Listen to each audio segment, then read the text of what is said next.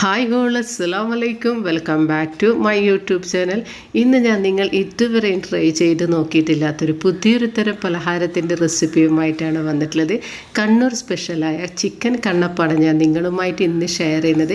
വളരെ ഈസി ആയിട്ട് ഞങ്ങൾക്ക് തയ്യാറാക്കിയിട്ട് എടുക്കാൻ പറ്റിയ ഈ ഒരു പലഹാരത്തിൻ്റെ വീഡിയോ നിങ്ങൾ കണ്ടുകൊണ്ടിരിക്കുന്ന സമയത്ത് ഒന്ന് ലൈക്ക് ചെയ്യാനും കൂടെ തന്നെ നിങ്ങൾ സബ്സ്ക്രൈബ് ചെയ്യാതെ കാണുന്നതാണെങ്കിൽ പ്ലീസ് ഒന്ന് സബ്സ്ക്രൈബ് ചെയ്ത് തന്നെ ഒന്ന് സപ്പോർട്ട് ചെയ്യാനും ഓൾ എന്ന ഓപ്ഷൻ എനേബിൾ ചെയ്യാനും മറക്കല്ലേ.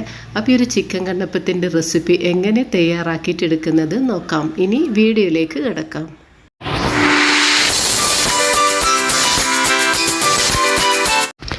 അപ്പോൾ കണ്ണൂർ സ്പെഷ്യലായ ഈ ഒരു കണ്ണപ്പത്തിൻ്റെ റെസിപ്പി തയ്യാറാക്കിയിട്ട് എടുക്കാൻ വേണ്ടിയിട്ട് ഞാനിപ്പോൾ ഒരു കപ്പ് ജീരകശാല റൈസാണ് എടുത്തിട്ടുള്ളത്. അതായത് ഞങ്ങളെ ബിരിയാണി റൈസില്ലേ, അതാണ് ഞാൻ എടുത്തിട്ടുള്ളത്. പച്ചരിയിലാണ് നിങ്ങൾ തയ്യാറാക്കിയിട്ട് എടുക്കുന്നതെങ്കിൽ പച്ചരിയിലും തയ്യാറാക്കിയിട്ടെടുക്കുക. പക്ഷേ കൂടുതലായിട്ട് ടേസ്റ്റ് ഉണ്ടാകുന്ന വെച്ചാൽ ഈ ഒരു ജീരകശാല റൈസിൽ തയ്യാറാക്കിയിട്ട് എടുത്തു കഴിഞ്ഞാലാണ്. അപ്പോൾ ഇത് ഞാൻ ഒരു 3-4 തവണയായിട്ട് കഴുകി എടുത്തിട്ടുണ്ട്. മാക്സിമം ഒരു 4 മണിക്കൂർ നേരമാണെങ്കിൽ ഒന്ന് കുതിർത്തെടുക്കണേ. പിന്നെ ഇത് ഒരു മിക്സിയുടെ ജാർ എടുത്തിട്ടുണ്ട്. അതിലേക്കിപ്പോൾ ഞാൻ കഴുകി വെച്ച ജീരകശാല റൈസ് ഇതിലേക്ക് ഇട്ട് കൊടുക്കുക. അപ്പോൾ ഞാനിപ്പോൾ ഒരു തവണയായിട്ടാണ് അരച്ചെടുക്കുന്നത്. ഇപ്പോൾ ഞാനിപ്പോൾ ഒരു കപ്പ് റൈസാണല്ലോ എടുത്തിട്ടുള്ളത്. 250 ml മെഷർമെൻറ്റ് കപ്പിൽ ഒരു കപ്പ് റൈസാണ് എടുത്തിട്ടുള്ളത്. അപ്പോൾ ഇത് മുഴുവനായിട്ടും ഈ ഒരു മിക്സിയുടെ ജാറിലേക്കൊന്ന് ഇട്ട് കൊടുത്തിട്ടുണ്ട്. അപ്പോൾ ജീരകശാല റൈസ് നിങ്ങളെടുത്തില്ലെങ്കിൽ പച്ചരി ഉപയോഗിച്ചിട്ടും ഈ ഒരു പലഹാരം തയ്യാറാക്കിയിട്ടെടുക്കാം. ഇനി ഒരു കോഴിമുട്ടയാണ് ഇതിലേക്കൊന്ന് പൊട്ടിച്ച് ഒഴിച്ചു കൊടുക്കുന്നത്.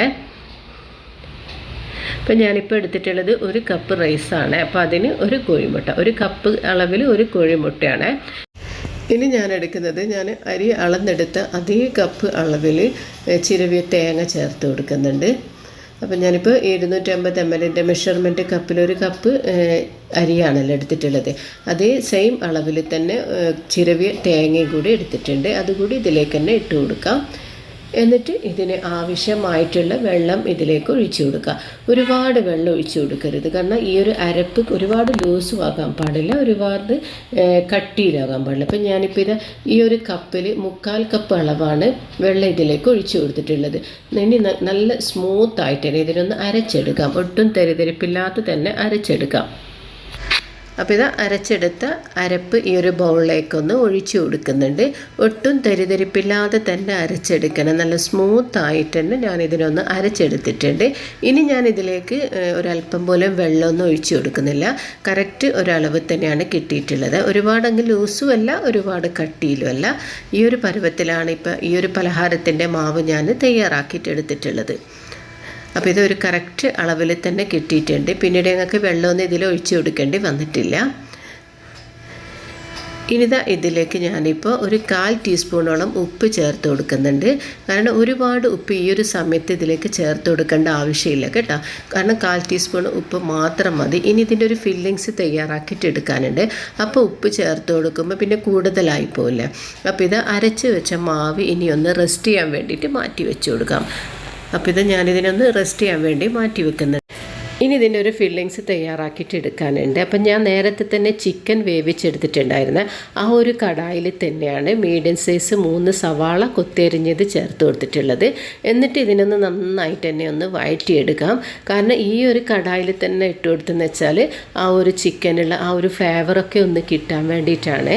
അപ്പം ഞാൻ നേരത്തെ തന്നെ ചിക്കൻ വേവിച്ചെടുക്കുമ്പോൾ കാശ്മീരി മുളക് പൊടിയും അതുപോലെ തന്നെ മഞ്ഞൾപ്പൊടിയും പാകത്തിനുള്ള ഉപ്പും കൂടി ചേർത്തിട്ട് കുറച്ച് എണ്ണ കൂടി ചേർത്ത് കൊടുത്തിട്ടാണ് വേവിച്ചെടുത്തിട്ടുള്ളത്. അപ്പോൾ അതേ സെയിം പാനിൽ തന്നെയാണ് ഇപ്പം ഞാൻ സവാള വഴറ്റിയെടുക്കുന്നത്. ഈ ഒരു പലഹാരം തയ്യാറാക്കിയിട്ട് എടുക്കുമ്പോൾ സവാള ഒരുപാട് അങ്ങ് വഴന്ന് പോകണ്ട. കാരണം ഒന്ന് സോഫ്റ്റായിട്ട് കിട്ടിയാൽ മതി. ഒരു പലഹാരം കഴിക്കുമ്പോൾ ചെറുതായിട്ടൊന്ന് ഉള്ളി കടിക്കണം, അതായത് ഈ ഒരു സവാള ഒന്ന് കടിക്കാൻ വേണ്ടിയിട്ട്. പിന്നെ ഇതിലേക്ക് ഞാൻ 2 പച്ചമുളക് നല്ല നൈസായിട്ട് അരിഞ്ഞിട്ടുണ്ടായിരുന്നേ, അതുകൂടി ഇതിലേക്കൊന്ന് ചേർത്ത് കൊടുക്കുന്നുണ്ട്. പിന്നെ ഇതിലേക്ക് 1 ടീസ്പൂൺ ഗാർലിക് പേസ്റ്റ് കൂടി ചേർത്ത് കൊടുത്തിട്ടുണ്ട്. അതിൻ്റെ വീഡിയോ ഒന്ന് കട്ടായി പോയതാണ്. പിന്നെ ഇതിലേക്ക് ഒരു 1/4 ടീസ്പൂൺ അളവിൽ ഗരം മസാലപ്പൊടി കൂടി ചേർത്ത് കൊടുത്തിട്ടുണ്ട്. ഇനി മറ്റൊരു പൊടികളും മസാലപ്പൊടികളൊന്നും ഇതിലേക്ക് ചേർക്കേണ്ട ആവശ്യമില്ല. അപ്പം ഞാൻ നേരത്തെ തന്നെ മഞ്ഞൾപ്പൊടിയും മുളക് പൊടി ഇട്ടിട്ട് ചിക്കൻ വേവിച്ചത് കൊണ്ട് തന്നെ അതേ സെയിം പാനിൽ തന്നെ ഇട്ട് കൊടുത്തിട്ട് വഴറ്റുന്നത് കൊണ്ടാണ് പിന്നെ ഒരു മസാലപ്പൊടികളുടെ ആവശ്യമില്ലാത്തത്. പിന്നെ ഞാൻ പറഞ്ഞില്ല, നേരത്തെ തന്നെ വേവിച്ചെടുത്ത ചിക്കൻ ഇതുപോലെ ഒന്ന് പിച്ചി എടുത്തിട്ടുണ്ടായിരുന്നു. എന്നിട്ട് അതുകൂടി ഇതിലേക്ക് ചേർത്ത് കൊടുക്കാം. സവാളനെക്കാട്ടിയും കുറച്ച് കൂടുതൽ വേണ്ടുന്നത് ഈ ചിക്കനാണ്. ഈ ഒരു പലഹാരം തയ്യാറാക്കിയിട്ട് എടുക്കുമ്പോൾ സവാള കുറവും ഞങ്ങൾ ഏത് മസാലയിലാണോ ഏത് ചിക്കനോ അതായത് ബീഫോ അല്ലെങ്കിൽ ചെമ്മീനോ എടുക്കുമ്പോൾ അത് കുറച്ച് കൂടുതലായിരിക്കണം. എന്നാൽ മാത്രമേ ഈ ഒരു പലഹാരം കഴിക്കുമ്പോൾ നല്ലൊരു ടേസ്റ്റ് കിട്ടുകയുള്ളൂ. ഈ ഒരു കണ്ണപ്പത്തിന് ഇങ്ങനെ ഒരു ടേസ്റ്റ് കൂടിയുണ്ട്. കാരണം സവാളനെക്കാട്ടിയും കൂടുതൽ ചിക്കനാണ് എടുക്കേണ്ടത്. ഇപ്പം ഞാൻ ഉപ്പ് ചെക്ക് ചെയ്തപ്പോൾ കുറച്ച് ഉപ്പിൻ്റെ കുറവുണ്ടായിട്ടുണ്ട്. ഇതിലേക്ക് ഞാനിപ്പോൾ ഇതാ കുറച്ചുകൂടി ഉപ്പ് ചേർത്ത് കൊടുക്കുന്നുണ്ട്. ഇപ്പം ഞാനിത് 1/4 ടീസ്പൂണിൻ്റെ പകുതിയിലാണ് ഉപ്പ് ചേർത്ത് കൊടുത്തിട്ടുള്ളത്. എന്നിട്ട് ഇതിനിതാ വീണ്ടും ഒന്ന് ഇളക്കി യോജിപ്പിച്ച് കൊടുക്കാം. ഈ ഒരു സവാള വഴറ്റിയെടുക്കുമ്പോൾ ഒരുപാട് വഴന്ന് പോകരുത്, ഒന്ന് സോഫ്റ്റായിട്ട് കിട്ടിയാലും മാത്രം മതിയേ. അപ്പോൾ ഈ കണ്ണൂരുകാരുടെ കണ്ണപ്പത്തിൻ്റെ വീഡിയോ നിങ്ങൾക്കൊക്കെ ഇഷ്ടമായില്ല. അപ്പോൾ ഇഷ്ടമായിട്ടുണ്ടെങ്കിൽ നിങ്ങൾ ഫാമിലിക്കും ഫ്രണ്ട്സിനൊക്കെ ഒന്ന് ഷെയർ ചെയ്ത് കൊടുക്കുക. ഇതേ രീതിയിൽ നിങ്ങളും തയ്യാറാക്കിയിട്ടെടുക്കുക. എന്നതിൻ്റെ ഫീഡ്ബാക്കൊക്കെ എന്നെ ഒന്ന് അറിയിക്കാം. ഇനി ഇതാ ഞാൻ ഇതിലേക്ക് കുറച്ച് മല്ലിയില കൂടി ചേർത്ത് കൊടുത്തിട്ടുണ്ട്. കറിവേപ്പില ആവശ്യമുണ്ടെങ്കിൽ നിങ്ങൾക്ക് അതിൻ്റെ ഫ്ലേവറൊക്കെ ഇഷ്ടമായിട്ടുണ്ടെങ്കിൽ കറിവേപ്പില ചേർത്ത് കൊടുക്കുക. പക്ഷേ ഈ ഒരു മല്ലിയില മാത്രം മതി ഈ ഒരു പലഹാരത്തിൻ്റെ ഈ ഒരു ഫില്ലിങ്സിന് വേണ്ടിയിട്ട് കേട്ടോ. അങ്ങനെ ഇതിപ്പോൾ ഇവിടെ റെഡി ആയിട്ടുണ്ട്. ഇനി ഇതിനൊന്ന് തയ്യാറാക്കിയിട്ടെടുക്കുക. ഇതിൻ്റെ ഫ്ലെയിം ഒന്ന് ഓഫ് ചെയ്ത് കൊടുക്കാം. അപ്പോൾ ഇതാ ഞാൻ ഈ ഒരു പലഹാരം തയ്യാറാക്കിയിട്ട് എടുക്കാൻ വേണ്ടിയിട്ട് സ്റ്റീമർ അടുപ്പിൽ വെച്ച് കൊടുത്തിട്ടുണ്ട്. അതിലേക്ക് ഈ ഒരു ഇഡ്ഡലി തട്ടാണ് വെച്ച് കൊടുക്കേണ്ടത്. അപ്പോൾ ഇതിലേക്ക് ഞാനിപ്പം ഗീയാണ് തടവി കൊടുത്തിട്ടുള്ളത്. ഗീ ഇല്ലെങ്കിൽ സൺഫ്ലവർ ഓയിൽ ഉണ്ടെങ്കിൽ അത് ഒന്ന് ജസ്റ്റ് ഒന്ന് തടവി എടുത്താലും മതി. കാരണം ഒട്ടിപ്പിടിക്കാതിരിക്കാൻ വേണ്ടിയിട്ടാണ് ഇങ്ങനെ ഒന്ന് തടവി എടുക്കുന്നത്.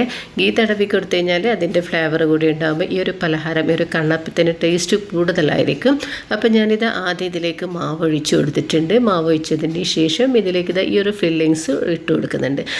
ഞാനിപ്പോൾ കൈ കൊണ്ടാണ് ഇട്ട് കൊടുക്കുന്നത്. കൈ കൊണ്ട് ഇട്ട് കൊടുക്കുന്നത് വെച്ചാൽ എല്ലാ ഭാഗത്തും ഒന്ന് എത്തേണ്ട രീതിയിൽ ആയതുകൊണ്ടാണ്. പിന്നെ ഈ ഒരു മാവ് ഒഴിച്ചു കൊടുക്കുന്നത് വെച്ചാൽ ഒരു തവി മാവ് മുഴുവനായിട്ട് ഒഴിച്ച് കൊടുക്കരുത്. കുറച്ച് മാവ് ഒഴിച്ചു കൊടുക്കുക, എന്നിട്ട് മാത്രം ഫില്ലിങ്സ് ഇട്ടാൽ മതി. അപ്പോൾ ഈ ഒരു ഫില്ലിങ്സ് ഒക്കെ ഇട്ടതിന് ശേഷം ഇതിലേക്ക് ഇതിങ്ങനെ ഈ ഒരു ഫില്ലിങ്സ് പുറത്ത് പോകാതിരിക്കാൻ വേണ്ടിയിട്ടാണ് ഇതുപോലെ മാവൊന്ന് കുറച്ച് ഒഴിച്ചു കൊടുക്കുന്നത്. ഒരുപാടൊന്നും ഒഴിച്ചു കൊടുക്കണ്ട. ഈ ഒരു ഫില്ലിങ്സിൻ്റെ മുകളിലായിട്ട് ഒന്ന് ഒട്ടിപ്പിടിക്കാൻ വേണ്ടിയിട്ട് മാത്രം ഒഴിച്ചു കൊടുത്താലും മതി. അപ്പോൾ ഈ ഒരു പലഹാരം തയ്യാറാക്കിയിട്ട് എടുക്കുമ്പോൾ വെള്ളം നന്നായിട്ട് തിളച്ചതിന് ശേഷം മാത്രമാണ് ഈ ഒരു മാവ് ഇതിലേക്ക് ഒഴിച്ചു കൊടുക്കാൻ പാടുള്ളൂ. അതിന് ശേഷം ഒന്ന് അടച്ച് വെച്ച് കൊടുത്തിട്ടുണ്ട്. അപ്പം ഞാനിതൊരു 6 സെക്കൻഡ് മാത്രമാണ് ഈ ഒരു പലഹാരം തയ്യാറാക്കിയിട്ട് എടുക്കാൻ വേണ്ടിയിട്ട് എടുത്തിട്ടുള്ളത്. എനിക്ക് ഈ പലഹാരം ഈ ഒരു കണ്ണപ്പം ഇവിടെ റെഡി ആയിട്ടുണ്ട്. ഇതിനൊന്ന് എടുത്ത് മാറ്റി വെച്ച് കൊടുക്കാം. അടുത്തത് ഞാൻ അതേ രീതിയിൽ തന്നെയാണ് ചെയ്തെടുക്കുന്നത്. അപ്പോൾ ഇനി മാവ് ഒഴിക്കുന്ന രീതി കൂടി ഒന്ന് നോക്കിക്കളയാം. അപ്പോൾ ഈ ഒരു ഇഡ്ഡലി പാത്രത്തിൽ കുറേശ്ശെയായിട്ടാണ് ഈ ഒരു കണ്ണപ്പത്തിൻ്റെ മാവ് ഒഴിച്ചു കൊടുക്കേണ്ടത്. അങ്ങനെ ഞാനിപ്പോൾ സ്പൂൺ ഉപയോഗിച്ചിട്ടാണ് ഈ ഒരു ഫില്ലിങ്സ് ഇതിലേക്ക് ഇട്ട് കൊടുക്കുന്നത്. ഇപ്പോൾ കൈകൊണ്ടാകുമ്പോൾ എല്ലാ ഭാഗത്തും ഒന്ന് എത്തുന്ന രീതിയിൽ ഇട്ട് കൊടുക്കാൻ പറ്റും. സ്പൂണാകുമ്പോൾ അതേ രീതിയിൽ ചെയ്തെടുക്കാൻ പറ്റില്ലല്ലോ. എന്നാലും ഒന്ന് നിങ്ങൾക്ക് കാണിച്ചു തരാൻ വേണ്ടിയിട്ടാണ് ഇതേ രീതിയിൽ ചെയ്തെടുക്കുന്നത്. എന്നിട്ട് ഇതിന് മുകളിലായിട്ട് കുറേശ്ശെ മാവ് ഒഴിച്ചു കൊടുക്കാം. നല്ലൊരു ടേസ്റ്റാണ് ഈ ഒരു കണ്ണപ്പത്തിന്. നല്ലൊരു വെറൈറ്റി ആയിട്ടുള്ള ഒരു പലഹാരം തന്നെയാണ്. അപ്പോൾ ഇനി ഇതിനൊന്ന് അടച്ച് വെച്ച് കുക്ക് ചെയ്തിട്ടെടുക്കാം. അപ്പോൾ ഈ ഒരു കണ്ണപ്പം അടുത്തതും റെഡിയായി കിട്ടിയിട്ടുണ്ട്. അതും ഇതിൽ നിന്ന് എടുത്ത് മാറ്റി വെച്ച് കൊടുക്കുന്നുണ്ട്. ഈ ഒരു കണ്ണപ്പം എടുത്ത് മാറ്റുമ്പോൾ നന്നായിട്ട് തണിഞ്ഞതിന് ശേഷം മാത്രമാണ് മാറ്റി കൊടുക്കേണ്ടത്. അപ്പോൾ തയ്യാറാക്കിയിട്ട് വെച്ച മാവ് കൊണ്ട് മുഴുവനായിട്ട് ഞങ്ങൾക്ക് ഈ ഒരു കണ്ണപ്പം തയ്യാറാക്കിയിട്ടെടുക്കാം. അങ്ങനെ തണിഞ്ഞതിന് ശേഷം ഞാൻ ഈ ഒരു ഇഡ്ഡലി പാത്രത്തിൽ നിന്ന് ഈ ഒരു കണ്ണപ്പം ഒരു പ്ലേറ്റിലേക്കൊന്ന് മാറ്റി വെച്ച് കൊടുക്കുന്നുണ്ട്. അപ്പോൾ ഒരു രുചികരമായിട്ടുള്ള കണ്ണപ്പത്തിൻ്റെ വീഡിയോ നിങ്ങൾക്ക് ഇഷ്ടമായിട്ടുണ്ടെങ്കിൽ ഇതേ രീതിയിൽ ഇന്ന് തന്നെ നിങ്ങൾ തയ്യാറാക്കിയിട്ടെടുക്കണേ. അപ്പോൾ ജീരകശാല റൈസ് നിങ്ങളടുത്തില്ലെങ്കിൽ പച്ചരി ഉപയോഗിച്ചിട്ടും തയ്യാറാക്കിയിട്ടെടുക്കാം. പക്ഷേ ടേസ്റ്റിന് ചെറിയൊരു വ്യത്യാസം ഉണ്ടാവുന്നേ. അപ്പോൾ ഇതൊരു വെറൈറ്റി ആയിട്ടുള്ള ഈ ഒരു കണ്ണൂരുകാരുടെ കണ്ണപ്പം ഇവിടെ റെഡി ആയിട്ടുണ്ട്. അപ്പോൾ ഇൻഷാ അല്ലാഹ് ഇനിയും ഞാൻ പുതിയ റെസിപ്പിയുമായി വീണ്ടും വരുന്നതായിരിക്കും. അസ്സലാമു അലൈക്കും വറഹ്മത്തുള്ളാഹി തആല വബറകാതുഹു. അപ്പോൾ ഈ ഒരു വീഡിയോക്ക് ഒരു ലൈക്ക് തരാൻ നിങ്ങൾ ആരും മറക്കല്ലേ.